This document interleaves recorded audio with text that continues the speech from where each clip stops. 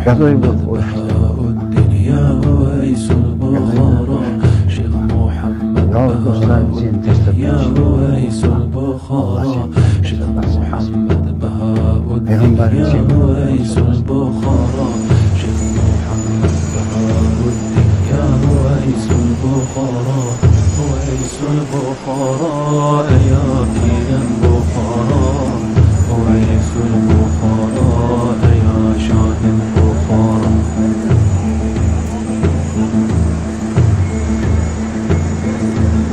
شاه نقشبندی خواجه بهاء الدین شاه نقشبندی خواجه حقیقت دین گل گلمه نازا لیله افندی گل گلمه ناقش ایله افندی شاه نقشبندی خواجه بهاء الدین شاه نقشبندی خواجه حقیقت دین گل گلمه نازا لیله افندی گل گلمه ناقش ایله افندی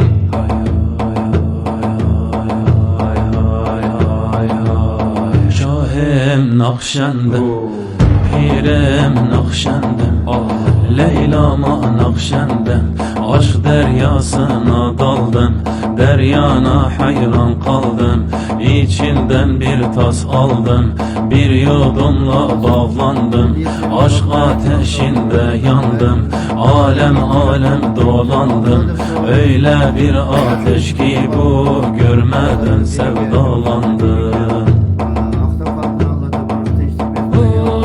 Allah diyor, kalpleri celbediyor, nakış eliyor, ruhları cezbediyor.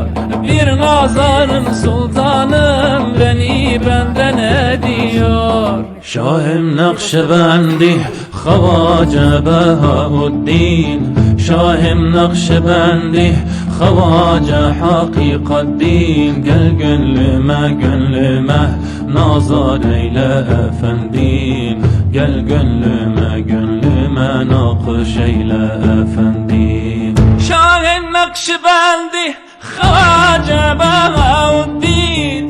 Şahım Nakşibendi, Havace Hakikat Din. Gel gönlüme nazar eyle efendim.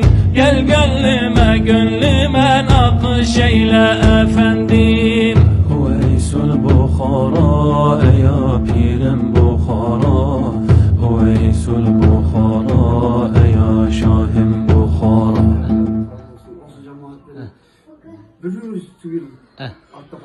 Amin. Allahu Ekber.